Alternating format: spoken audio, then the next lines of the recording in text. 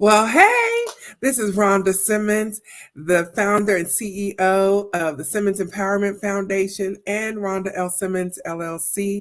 I am so glad to be with you again for another episode of Empowered Heart to Heart.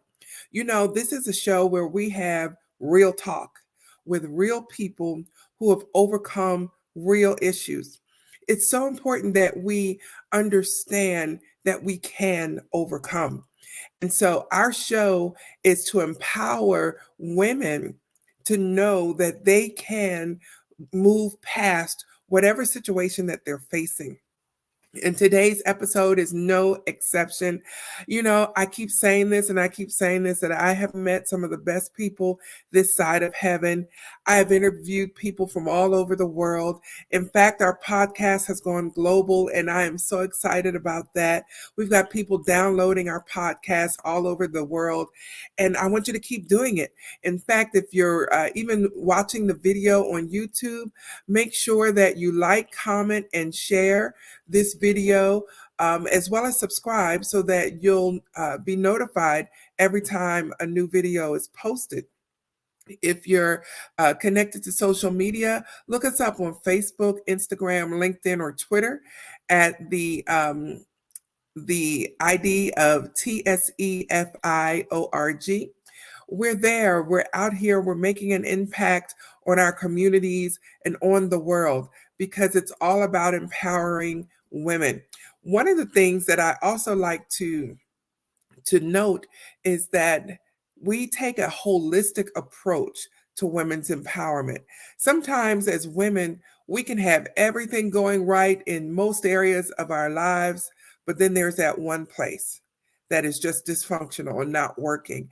And it may be something different. It may be our health, it may be our finances, it may be our relationships. And so, this podcast is here to help women holistically reach the next level in their development, whatever that may be.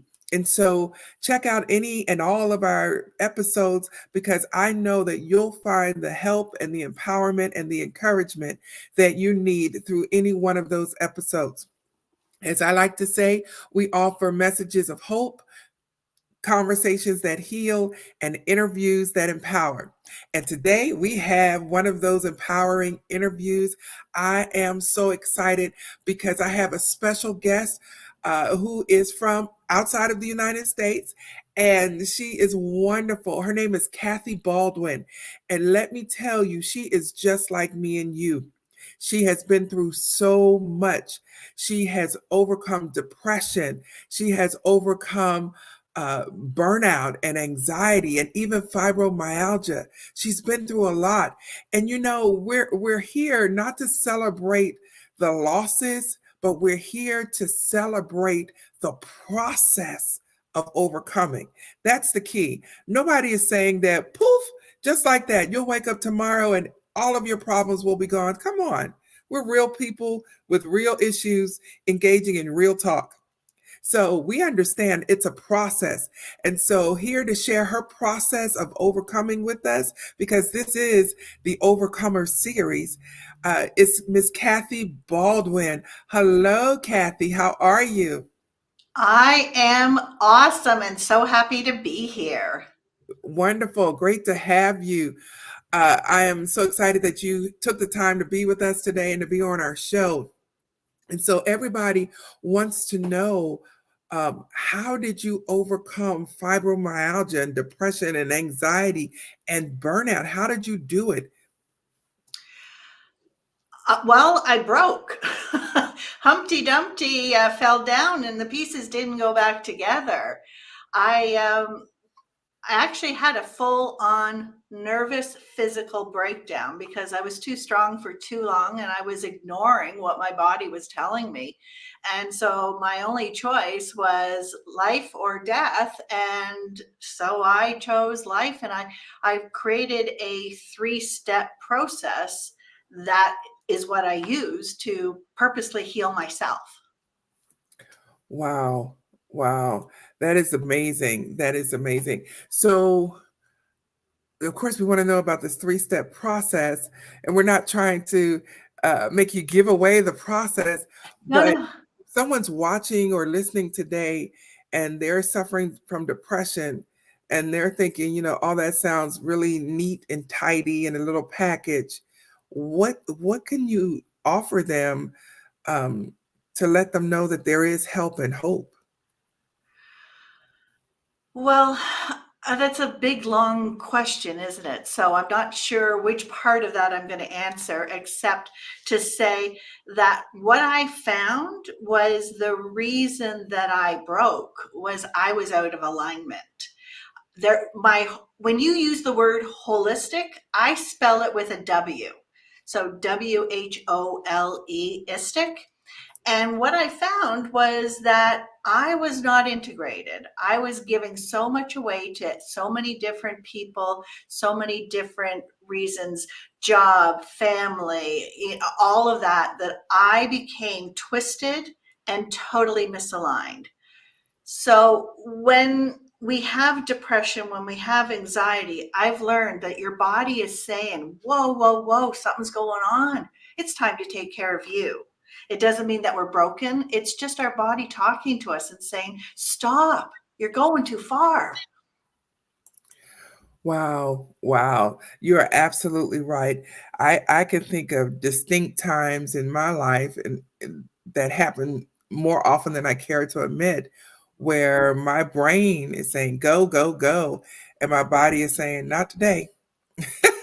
And I can't. It's not even a matter of, I'm just choosing to take a mental health day or choosing to take a day off. It's literally my body will not go at the pace that I want it to go. And Mm. wow, wow, that Do is you, amazing. do you mind if I challenge something you just said? Absolutely, go ahead. I wrote a book called Unlearn the Crap. Ooh, Part of what I heard you say was that it's not that you didn't want to, or you didn't want to take a mental health day. mhm. That is part of the crap that I believe has been socially put on us, that says you're not supposed to take care of yourself. You have responsibilities, you have things you have to do. It's way more important than what you're going through. And we've been disempowered on listening to our body and listening to our needs. And that's what brings us down. I could not agree with you more.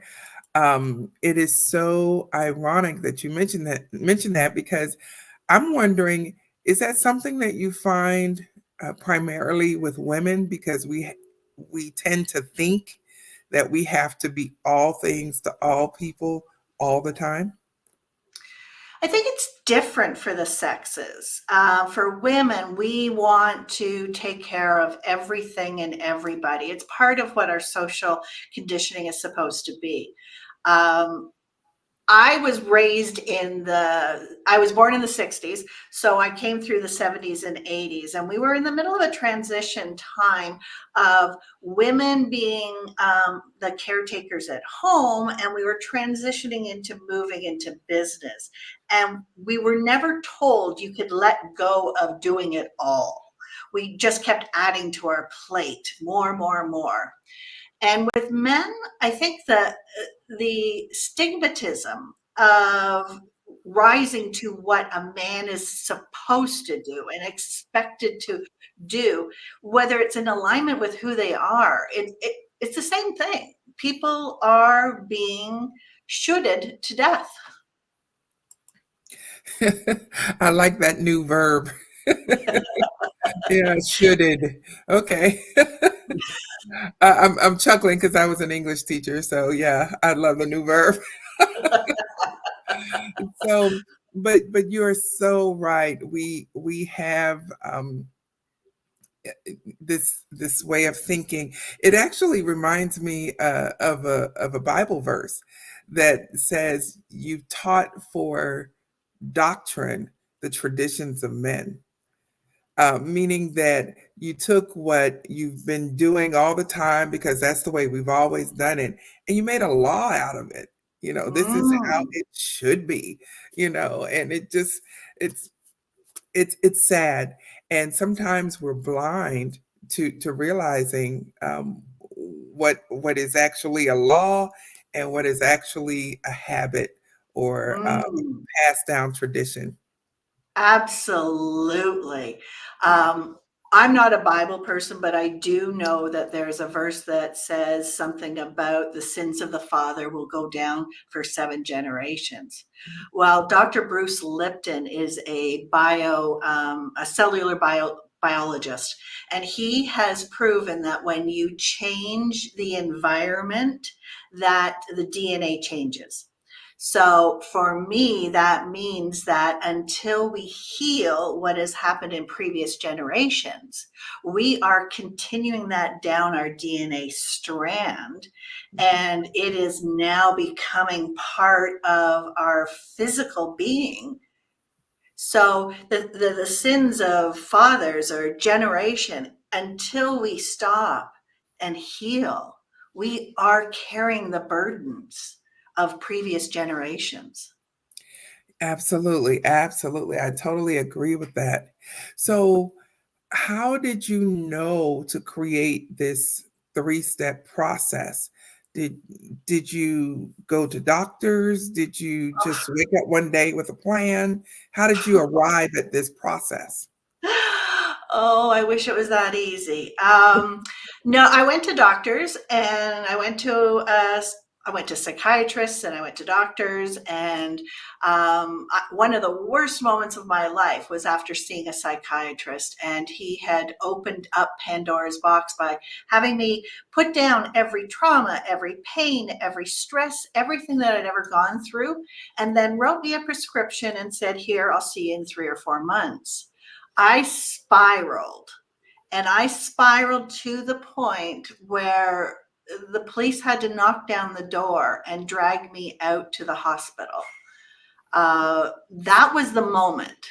That moment when I woke up in the hospital and there was security watching me on a suicide watch. And I didn't know who I was or where I was. And after about 12 hours, I could feel my body start to come back. I could feel my brain, and all of a sudden I went, "What happened? How did this happen to me?" And so I realized I can't trust the doctors. I needed to take care of this myself.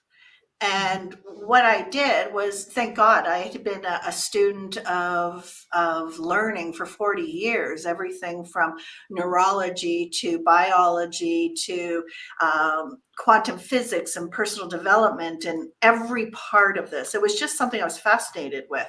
So when I got out of the hospital and I said, okay, we're literally here at life and death, and this is something you have to take care of yourself. You can't trust anyone else.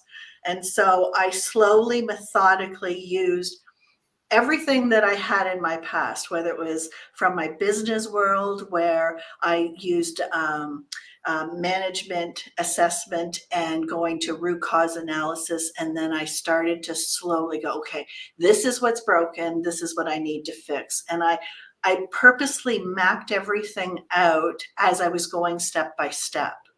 The 3-part process became obvious to me once I was healed. Once I realized that I had stepped into the greatest version of myself, the woman I'd always dreamt of being. And I thought, I have to share this. And I thought, how do I take that spaghetti mess of what I went through and be able to share that with people? And so the 3-step process came out of that. It wasn't just downloaded to me.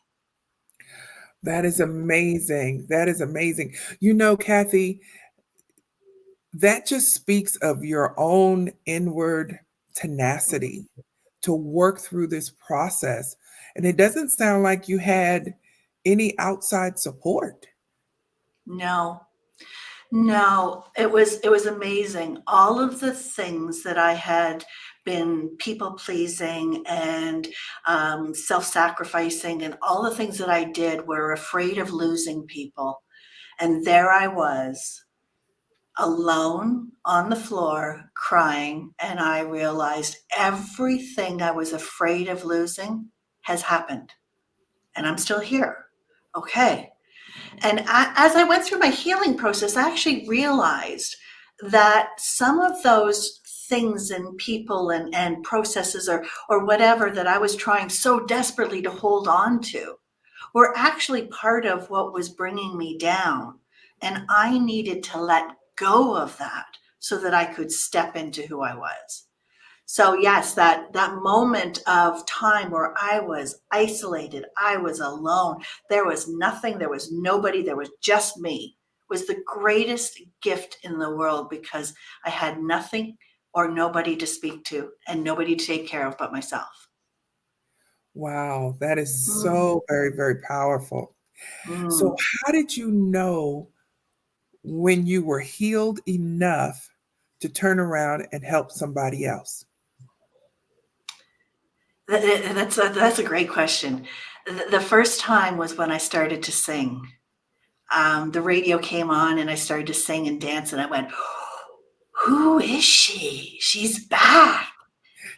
And I realized that joy had come back into my life and that my thinking was clear and I had vision and I had purpose and I felt so alive. Instead of before my breakdown, I was constantly telling people, I'm empty. I'm empty. I have nothing left. I'm broken. And it was one of those things where you kind of wish that you might have an accident or something bad would happen to you just so you could get off of the roller coaster and rest. Wow. Wow. I know that was answering a lot more than you asked, but No, no, that was so on point. Um, wow, that is amazing. That is amazing. And I got a mental picture of you singing and dancing around the room to the radio. well, I did a vision board, which is something that people always say. And I had Tigger on my vision board because people used to say that I was Tigger because I was so bouncy and full of energy and ideas. And I would dance down the grocery store aisle to music. And, I just had so much life and energy in me. And when I became empty, I turned into Eeyore and there was nothing fun about me. So yeah, when I started to reconnect to who I was and I unlearned all that crap that was tearing me down and disempowering me and all the lies that I believed that were programmed into my brain that had nothing to do with who I was. Yeah, when I found myself coming back, it was amazing. Wow, that is so transformational. Well, I am so excited. You mentioned that you wrote a book. I love it. I love the title, Unlearn the Crap. Love it. And Well, I think I told you that I was born in the 60s, so I was going through the 80s and 90s, and all the things that I was told that was going to make me successful, that was going to make me strong and empowered, it was all lies. It broke me. yes, yes, I was born in the same decade, so I can relate. I definitely understand. So when people go to your site here, and we have it up on across the bottom of the screen, and I'll put it in the description around the video and the podcast. When people go to this site, are they just going to see, oh yeah, I can purchase a book, or will they be able to contact you? What can they do at this site? Well, first of all, this site has been a project I've been working on for quite some time. And my goal when I started all of this was not to have people break. If somebody had caught me before, I fell and went into pieces. So what I have created is a self-assessment tool where people can go in and see how close are they really to having a full-on breakdown.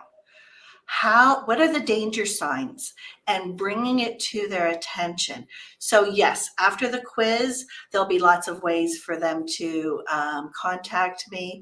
I do have programs and coaching and VIP days and my book. I have all sorts of different ways of reaching people where they are and what they need, but this self-assessment is an eye-opener so that you don't have to break in order to heal. Wow, that is fantastic. Fantastic, Kathy. So here you are, the healed you, and I'm so honored to be sharing this time with you. Um, so where do you see yourself in the future? 5 years, 10 years, however future you want to make it. And where do you see yourself? I see myself traveling around the world, showing people that they were born with everything they need. God didn't make any mistakes. We are interconnected, interrelated systems that are interrelated and interconnected to the system of the world. Everything that each one of us has and came here for is part of the global rising up to become the best version of our world. I see AI becoming an automation, taking away all of the physical labor things and the repetitive tasks so that we can step into who we really are, what our gifts are, and we can use our creativity, our innovation, our imagination, and really bring the world to a place of expansion and beauty and just let all that lower energy stuff go away. Absolutely. Absolutely. Well, I am so glad that you are a part of our world and a part of the healing process. I'm so glad that you're here, that you shared your story with us today. And I really appreciate your time today. Thank you so much, Kathy. Thank you for doing what you're doing. You are part of what is bringing this world up. You are bringing your gifts to the world. You are part of the voice that is sharing and reaching out and grabbing people. So please don't just thank me. Turn around, thank yourself, thank all of the people listening, because each one of those people changes the world by changing and healing themselves. Yes, yes, absolutely. Well, Kathy, again, I appreciate you. And if you will just hang out just for a minute, I'm going to wrap up the show and I'll be right back with you. Okay. Absolutely. Thank you. Thank you. Oh, my goodness. Ladies and gentlemen, if you were not encouraged, empowered, and inspired by that interview with Kathy Baldwin, I don't know what will do it for you. There is a way out. And let me just pause and have a very serious moment here. Suicide is not that way out. If you didn't get anything else from this interview, suicide is not the way out. Make sure that you are reaching out for help if you need it. Here is the website to reach Kathy. And in 2024, no matter where people are, we're literally just a video away. We can connect. There's no such thing as we cannot connect, no matter what continent you're on, what time zone, where you are on the planet, we can connect. Reach out to Kathy so that you can get the resources that you need and you can get the support that you need, because where there's life, there's hope. So we need you to stay alive. We don't want all of your talents and your gifts to be buried in a cemetery somewhere. We want you to take action and to be healed so that you can bless somebody else and you can grow and thrive and be who God has created you to be. And so, as I always like to say, be encouraged, be inspired, be uplifted, and most of all, be empowered. And I'll see you on the next edition of Empowered Heart to Heart.